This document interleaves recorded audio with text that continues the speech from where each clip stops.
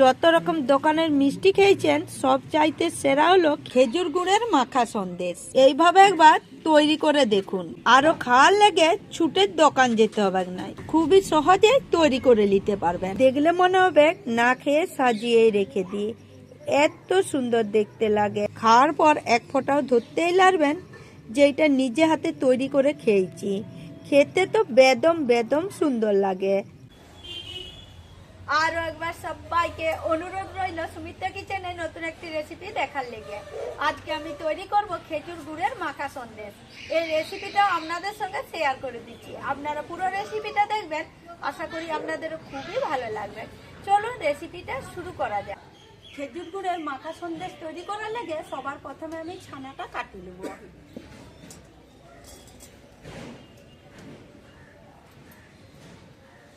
ছানা কাটাবার আগে কড়াইয়ের মধ্যে অল্প জল দিয়ে দিবেন, তাহলে কড়াইয়ের তলাটায় লেগেও যাবে না, আর কোনো কারণে একটু নাড়তে ভুলে গেলে দেখবেন পুড়ে পুড়ে যায়, সেটা হবে না। এরপর দিয়ে দিচ্ছি দুধ। এখানে আমি লিকুইড দুধ নিয়েছি 1 কিলো। আপনারা ছানা না কাটাতে চাইলেন ছানা কিনে এনেও তৈরি করতে পারেন। আজকে আমি কিভাবে ছানাটা কাটাবো দেখবেন। এভাবে ঘরেতে ছানা কাটাবেন, দেখবেন একটু চিমড়াও হয়ে যাবে না, আর কিছুক্ষণ রাখলে শক্ত শক্ত হয়ে যায় ছানা, সেটা হবে না, পুরো নরম তুলতুলে থাকবে। এরপর দুধটা লেড়ে চেড়ে বেশ টকবক করে ফুটিয়ে নিব। 2-1 মিনিট নাড়তে নাড়তে বেশ সুন্দর করে দুধটা ফুটে গেছে। এরপর উনানের জালটা কমিয়ে দিচ্ছি। উনানের জালটা একদম কমিয়ে দেওয়ার পর 2 থেকে 1 মিনিট নেড়ে চেড়ে একটু ঠান্ডা করে দিয়েছি। এরপর দিয়ে দিচ্ছি 100 গ্রাম টক দই। আমার দুধের পরিমাণ আছে 1 কিলো। টক দই দিয়ে ছানা কাটালে পুরো নরম তুলতুলা হয় আর ছানাটার আয়ও দেয়। আপনারা চাইলে লেবু কিংবা ভিনেগার দিয়েও কাটাতে পারেন, আরও ছানা পাউডার দিয়েও কাটাতে পারেন। এরপর দুধের মধ্যে দিয়ে দিচ্ছি। 2 থেকে 1 মিনিট এইভাবে নাড়তে থাকবো, উহাতে করে ছানাটা বেশ সুন্দর কেটে যাবে।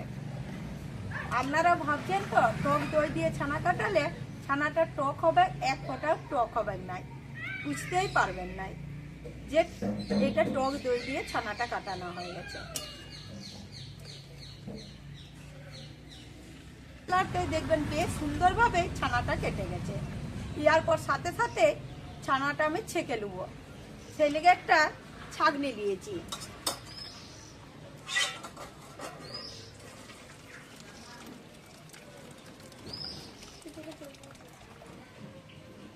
জলটা একটু বেশ সুন্দর করে ঝরিয়ে নিচ্ছি। বেশ সুন্দর করে ছানা থেকে জলটা বার করে নিয়েছি। আর এখানে ছানাটা দেখুন পুরা নরম তুলতুলা। এইভাবে ছানা কাটিয়ে রেখে দিলে একটুও রবাটের মতো হয়ে যাবে না, আরো শক্তও হবে না, আর জল দিয়ে ধুতেও হবে না। খাওয়ার পর আপনি বুঝতেই পারবেন এটা টক দই দিয়ে ছানা কাটিয়েছি আর কতটা হয়েওছে। এরপর যে কড়াইটাতে আমি গুড়ের সন্দেশটা তৈরি করবো সেটার মধ্যে দিয়ে দিচ্ছি।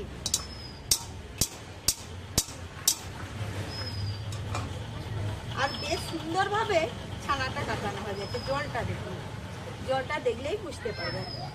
এরপর এই ছানাটাকে আমি হাত দিয়ে বেশ সুন্দর করে মেখে নেব।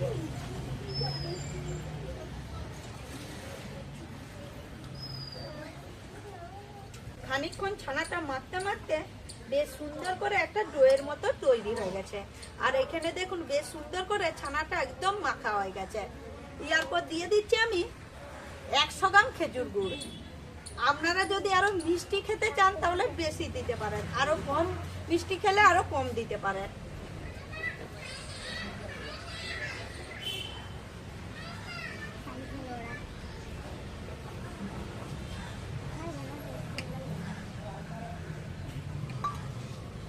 এরপর দিয়ে দিচ্ছি কিছুটা পরিমাণ এলাচের বীজ, আমি আগে থেকে ছাড়িয়ে রেখেছিলাম। আপনারা চাইলে ঘিও দিতে পারেন, ঘি আরো স্বাদটা বেশি ভালো হয়। আরো দিয়ে দিচ্ছি চামচ 3-4 মতো গুঁড়া দুধ।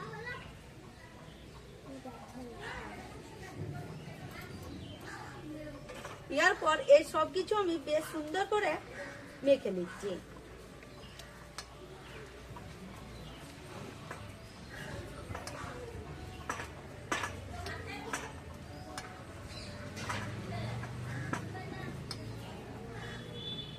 খানিকক্ষণ এইভাবে মাখতে মাখতে বেশ সুন্দর করে মেখে নিয়েছি।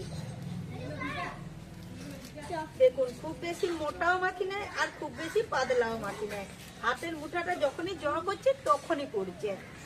এরপর এই কড়াইটা ধরে উনানের উপরে বসিয়ে দিচ্ছি।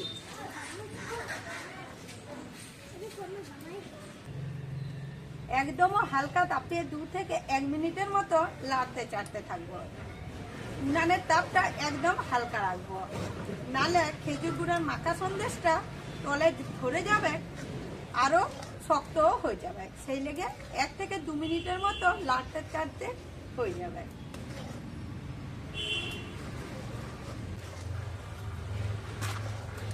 এক থেকে 2 মিনিট লাড়তে লাড়তে বেশ সুন্দর করে খেজুর গুঁড়ের মাখা সন্দেশটা তৈরি হয়ে গেছে। দেখুন, এই যে এইরকম হয়ে যাবে। গন্ধটা বেশ সুন্দর বেরিয়েছে। এরপর কড়াইটা ধরে নামিয়ে নিচ্ছি।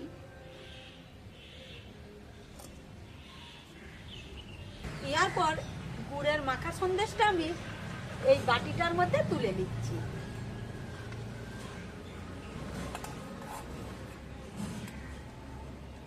গরম গরম অবস্থাতেই তুলতে হবে।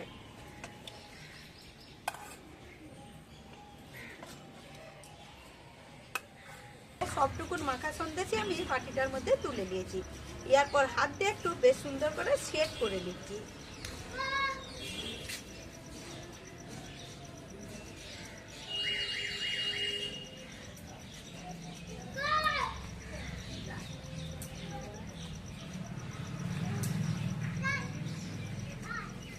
সেট করার পর উপর থেকে কিছুটা কাজু নিয়েছি আমি। এই কাজুটা একটু সাজিয়ে নিচ্ছি।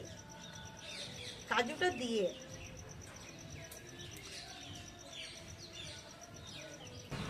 দিয়েও বেশ সুন্দর করে মাখা সন্দেশটা আমি সাজিয়ে নিয়েছি। এরপর খানিকক্ষণের জন্য রেখে দেবো ভালোভাবে ঠান্ডা হওয়ার জন্য। তারপরে আপনারাকে দেখাচ্ছি। খেজুর গুড়ের মাখা সন্দেশটা বেশ সুন্দর করে ঠান্ডা করে নিয়েছি। এরপর একটা প্লেটের মধ্যে সাজিয়ে নিচ্ছি। আর মাখা সন্দেশটা প্লেটের মধ্যে সাজাবো বলে একটা ছোট্ট মাপে ডাবু নিয়েছি। এই ডাবুটা আপনারা আগেও দেখেছেন। এটা দিয়ে কেটে কেটে বেশ সুন্দর করে সাজিয়ে দেবো।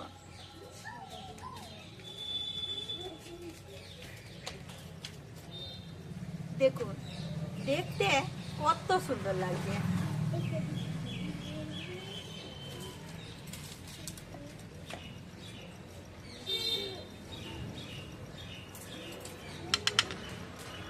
বেশ সুন্দর করে খেজুর গুড়ের মাখা সন্দেশটা আমি প্লেটের মধ্যে সাজিয়ে নিয়েছি।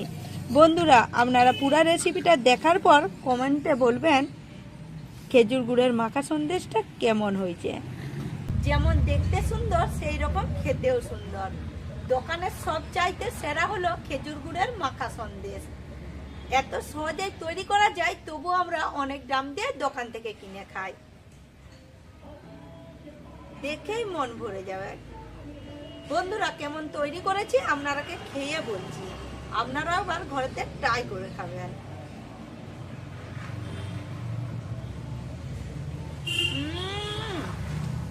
একদম সুন্দর হয়েছে বন্ধুরা, একদম। বন্ধুরা, আজকে আমার খেজুর গুড়ের মাখা সন্দেশের রেসিপিটি যদি আপনাদের একবার হলেও ভালো লেগে থাকে, তাহলে আমার চ্যানেলটি সাবস্ক্রাইব করে শেয়ার করতে ভুলবেন না। এইরকমই নতুন পুরনো দিনের ভিডিও দেখার লেগে নতুন পুরনো বন্ধুরা যে যেখান থেকে দেখে থাকেন তাদেরকে আমার আন্তরিক ভালোবাসা আর অসংখ্য অসংখ্য ধন্যবাদ।